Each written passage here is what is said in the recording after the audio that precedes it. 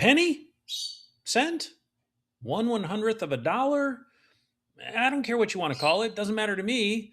But it's gone. It's done. Hasta la vista, baby. It's all over with. Now, what are we going to do? How are we going to collect going forward? Well, that's what this video is all about. And you're going to want to stick around for this.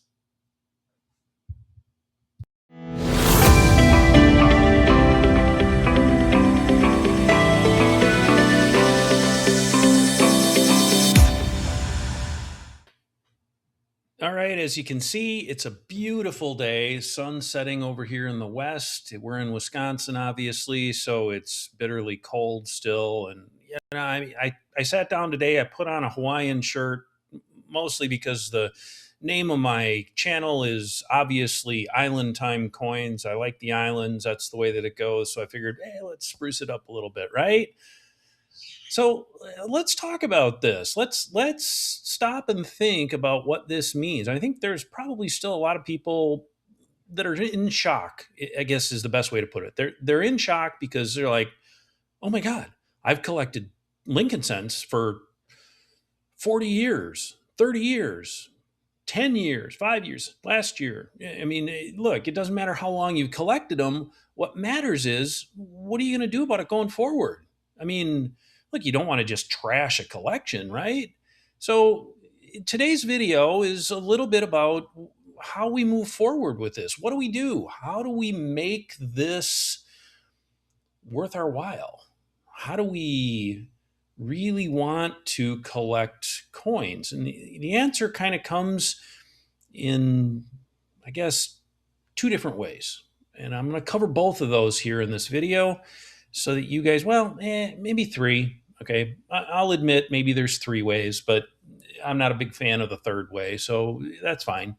But yeah, we'll cover all three of those. So let's dive into this. Let's see what I think is the best way to go forward. All right. If you're like me, you like to collect what you like to collect. Me, I collect Lincoln cents. It's what I do. It's what I've done for almost 40 years. My dad got me into it. There's different ways to collect Lincoln cents, obviously. I mean, you can collect just bulk Lincoln cents if you want. You can collect wheat cents. I've got 80,000 bulk wheat cents in the basement in a huge sealed tub that someday I'll figure out what to do with. Who knows? Maybe I'll just hand them down to my kids, my grandkids, whatever the case might be. But look, what's important here to understand is that the cent is finito. It's done. It's obviously not going to be produced for circulation. But I want to make sure that you guys understand something, that just because the current administration said we're not making any more cents, it's too expensive to make, which, by the way, I completely agree with. If you're going to make something, no matter what business you're in, makes no sense. Okay, pun intended. Makes no sense to really make something that is not making you any money. And so, look, for all the political crap going on in the world today, and I'm not going to touch on that because I've got my own beliefs and thoughts and stuff like that. You know, the discontinuation of the Lincoln cent was one that I've waited for quite a while. I'll be honest, I actually kind of saw it coming back in about 2017 ish, and wondered whether or not somebody had actually get the balls to be able to pull the plug on it. Which he did, which the administration did, and there's nothing wrong with that. You're saving the government money. It's just wasteful otherwise, and there's no reason to make something like that. The nickel will probably be next, along with the dime, the quarter, and every other coin there is, because they're becoming obsolete in circulation. Not a lot of people pay with cash anymore. But I guess the point of all of this is that just because the Lincoln cent has stopped being produced does not mean it is not still legal tender. That means you can't take Lincoln cents that for example, are made out of copper, pre 1982 Lincoln cents, and just go cash them in and they're going to melt them for you. It doesn't work that way. The Lincoln cent is still legal tender. And what that essentially means is, yeah, can't get rid of them just yet. But that means that they're still out there, that you can still collect them. And that's the really important part. So how do you want to collect them? Well, in my opinion, there's three different ways to collect Lincoln cents. And, you've got the little blue Whitman books that people start collecting them in. Obviously, this one's actually my dad's. This is what got me into collecting in the first place, was this book right here, this one book. And I have not touched the coins. The coins that are in it have remained in it. All of these coins were found in circulation. That point will be extremely important as we move forward with this video. But other ways you can collect. Look, this is an older Lincoln cent album, kind of along the same lines as the Whitman ones. As you can see, there's individual coins. They're obviously obverse side up. You can't really see the reverse on them. This is a nice book. It's an older book. It's not easy to find anymore. And these are kind of fun to collect. Obviously, that's two easy ways to put together a coin collection that just shows off a single date and a single mint mark of each year that they were made. Okay, cool. If that's all you want, that's way number one. So we're going to put a little thing up here. It says basically way number one is to collect one of each date and mint mark that was out in circulation. And I make a point of that because, look, they're coins that were made special for collectors, proof sets, mint sets, which are actually just circulation type coins that got stuck in a little envelope in a cellophane package, if you want to look at that. So they're not really anything special. But 3 years of the middle 1960s, 65, 66, 67, those 3 years saw what we call, special, I guess if you want to call them special sets, they're not really mint sets, I guess, SMS is how they're kind of defined, stands for special mint set. And so no proofs were made during that year, but they made coins that were kind of proof-like, but not really proof-like, that were better than circulation, but not really, super high grade. And that's fine. But my key to this is look, if you're going to collect using something like this, then do yourself a favor and collect using coins that you can find in circulation now. Start going through them. Start going to your local coin stores, stuff like that. So, get a pen handy because these are some good tips. You collect them out of circulation. It doesn't matter whether they're super shiny or not. That's not the goal. The goal is to collect one of each date and one of each mint mark. And the reason why is at some point they're going to be gone from circulation, and not this generation or, the next generation, but maybe the generation after that. They're all going to go, well, what are coins, and they'll know about them, and people will be interested and curious.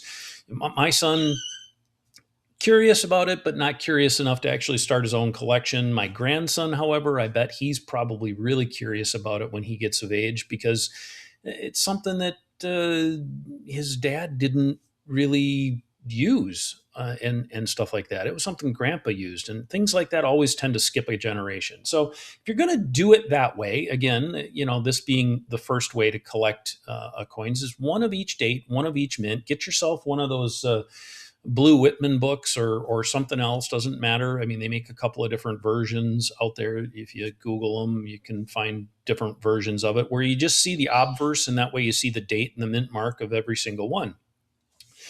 Now, the other way of collecting Lincoln cents, way number two, right here, is this. This is what's called a Dansko album, and it's kind of a cool way of collecting coins. If you want to collect coins and see both sides of the coin, these are kind of fun because you can actually see both the obverse and the reverse of every coin, as you can see right there. And I'm trying not to get too much of the light in it. Oops, sorry about that. Bumped the microphone. But my Dansko album, I have one date of every mint mark there is. They make different versions of those Dansko albums, so I have one of every date and every mint mark that there is that are circulated. Mine do not include the proofs. You can find those books that do include the proof only issues so that you can actually collect all of them. It's entirely up to you how you want to do it. I'm not big into proofs, so I don't collect proofs.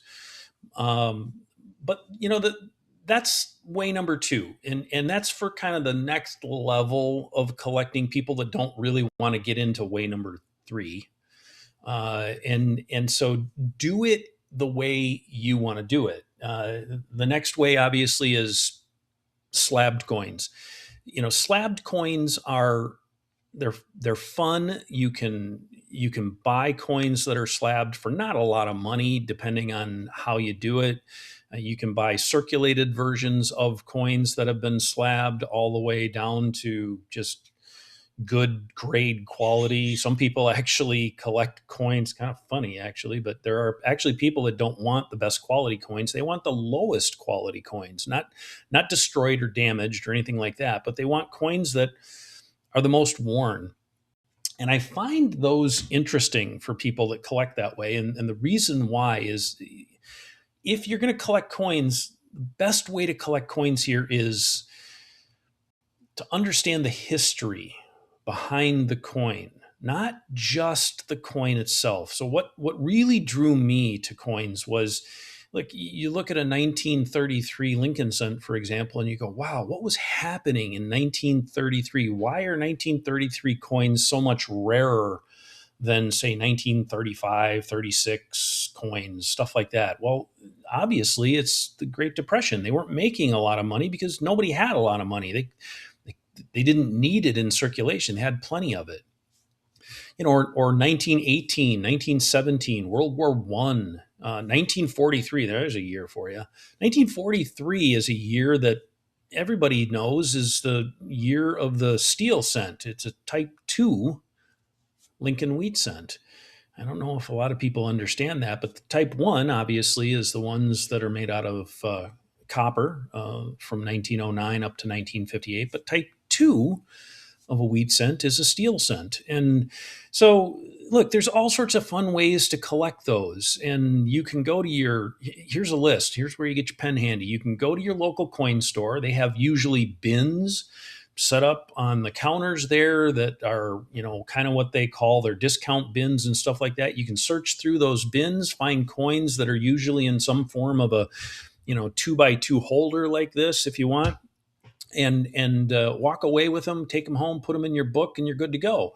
And the other way, a coin show. Look, there's dealers all over the place at a coin show. So go to a coin show, find yourself a bunch of dealers, go to their bargain bins or whatever they've got, and take the time to look through it. And now here's what's fun about collecting way number one and way number two, if you want to call it such. These kind of books like this. Even with the Dansko albums, you can do it. Is you get the coins in there to start with. You get the Lincoln cents in there of every date and every mint mark, and then you're good to go. They may not be the best quality, but they're there, and you can see them, and you've got a collection when it's all done. And from there, you upgrade them. You keep going to the coin shows, keep going to the coin stores, and you start backwards, essentially, if you want. That's my suggestion is, start backwards. Start from the earliest date, 2025, we'll call it that, and work your way backwards when it comes to finding the better quality coins. If you've got a 2009 coin, for example, one of the four different reverses of the 2009 coins. Actually, I think there's five if you include the shield. I'm not 100% positive on that. Go figure, I'm a Lincoln cent collector, but I don't collect a lot of modern stuff. Anyway, point being, you can upgrade that. You can find one that's a little better condition and work your way backwards that way. These coins that you're collecting today are not for you, really. I mean, let's be honest.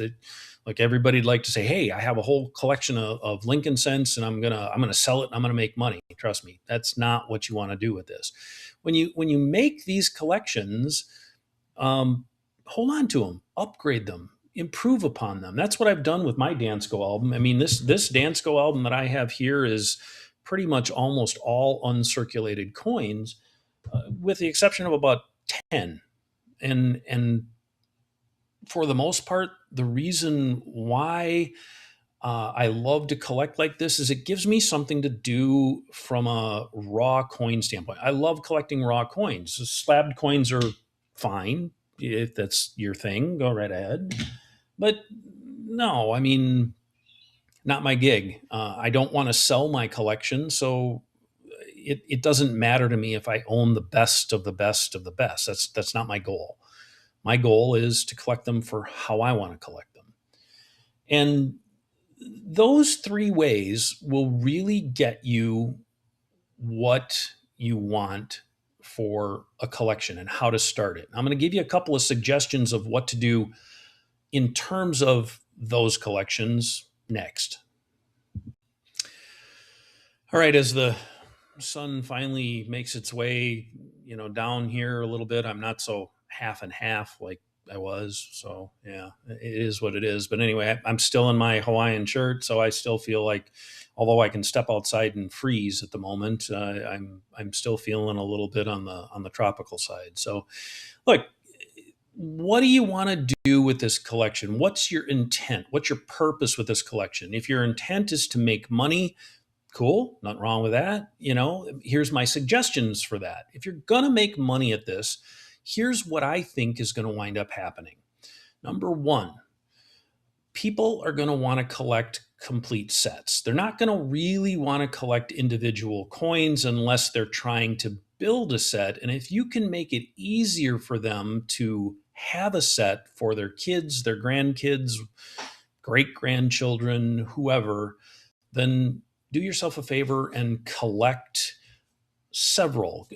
Buy rolls, for example. And look, I'm a roll collector. Everybody knows I'm a roll collector. I collect lots and lots of rolls. I have some of the most beautiful rolls you will ever run across.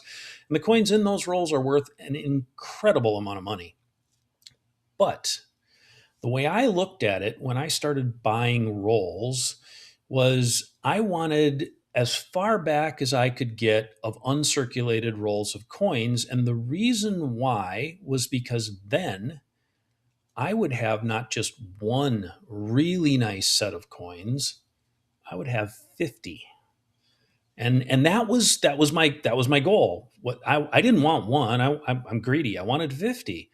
And so I now have uncirculated rolls, really nice uncirculated rolls of Lincoln cents, all the way back to 1934, every date, every mint mark for circulated coins. I also have rolls of special mint set ones that were done in the 1960s. I have a few rolls of proof ones, but again, I don't collect proof, so it's not my gig.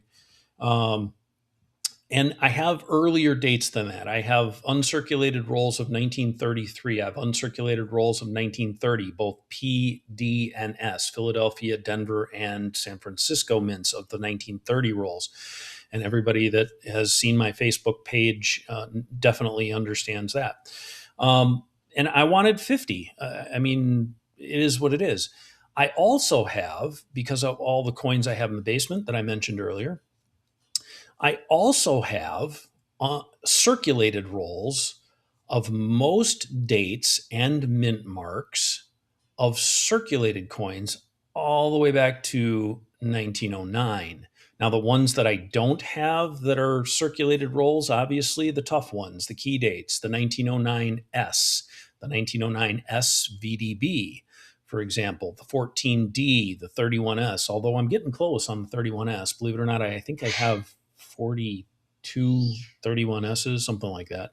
Not all are uncirculated. A lot of them are circulated, but I'm getting close. So, there's some other hard dates to get in there when it comes to rolls of things, the 15S, the 16S, obviously the 11D and S, the 10S, all of those things. I do have partial rolls of all of those. So I do have the ability to actually make full collections of Lincoln cents all the way back to 1909. And that means I can make whole sets, complete sets, all the way back to 1909 for people, and I can make money at it. I have 1,000. If I showed you the picture over here, you'd be kind of shocked. Maybe I'll take a picture and throw it up in the thing right here. If I showed you the boxes of uncirculated rolls of Lincoln cents that I have, you'd just be stunned. I mean, I have over 1,000 uncirculated rolls of Lincoln wheat cents alone, and I probably have close to that of certain dates of memorial cents as well. I don't really collect a lot of rolls past 1970. Again, just not my thing. I do have a complete collection that does go all the way up to 2025. So my birds are getting involved because they're probably getting hungry. So yeah, I mean, that's the one way to do it is if you're going to do it and you want to make money at it, go at it from that respect. Now, if you don't want to make money at it, do like I told you before. Just go to the coin shops, go to the coin shows, try and collect a whole collection and then start upgrading that collection. If you want to start buying some slabbed coins, fine. My advice right now is don't. Part of the reason I say don't, simple. If you're going to collect slabbed coins right now is not the time to be collecting Lincoln cents. And that's because with the discontinuation of the production of Lincoln cents, let's make sure I get that correct. Like everybody's out there hunting for Lincoln cents right now. It's that simple. I've seen stupid prices paid for bags of just circulated 1960 to 1981 copper Lincoln cents. And the price of copper is going up. I get that, but the minute they do this, the minute that the Senate says, okay, the Lincoln cent is no longer a production Lincoln cent and it is completely discontinued, the price of copper is going to fall because so many people have collected them for their copper value and they're going to all turn them in and it's going to crash and there you go. So look, do yourself a favor. If you're going to collect, do it the smart way. Look through your change jars. If people still have change jars, put something out on Facebook for your friends and family saying, hey, look, I'm starting a Lincoln cent collection. I really want to try and collect Lincoln cents. And anybody got any old jars of Lincoln cents they want to sell me for 2 cents a piece? Like, yeah, you're paying 2 cents a piece for them, but you may get lucky. You may find some really cool stuff. I am not a variety collector, but I do know people that actually love to go through those old jars of coins like that because they like to see if they can find a good variety in there. Not just Lincoln cents, but other ones too. Nickels, dimes, quarters, stuff like that. $50 are always fun. So there's my suggestion for doing it the other way. Now, you can take what you want from this video. It's a relatively long video. I know I've talked quite a bit, but the fun part about collecting, hands down, no questions asked, for me, and again, these are just my opinions, for me is learning the history behind the date. And I have some friends that actually have gone to the trouble of collecting Lincoln cents by date and by mint mark. And they've taken the time on a small flip of paper or, even in a file on your computer, and they've written down by date and by mint mark what the mintage was and why that mintage was what it was because of what was going on in the country at the moment. And you learn a lot about history that way. That was the pull for me, learning about the history. That was what my dad taught me. And when he pulled all of those coins out of circulation, every time he'd bring them home, he'd put them in that book and he'd tell me a little bit about something. He'd say, I remember being a kid, my dad telling me about this particular year or that year. I mean, my grandpa was a World War I veteran. Um, and he told me about the hardships that his dad endured during the Great Depression, and the war years. My dad was 3 years old when the war years, the Lincoln steel cents were made, and so he doesn't remember it, but he remembers his dad talking about it. If you're younger and you have older parents, do yourself a favor. Sit down and talk to them about those years. Ask them about those years. My dad's no longer on the planet, and unfortunately, I can't ask him about those years, but I do remember the stories that he told me about them. And you yourself will probably enjoy that conversation with your dad and your mom. Maybe she's the one that collects coins. Either one, doesn't matter. But listen to her talk about those years that she remembers those coins, or what her grandparents, your grandparents and stuff like that, her grandparents may have told her, or him. There's my video. Again, like I said, it's long, but I think you're going to really enjoy collecting coins if you follow those simple rules of what to do.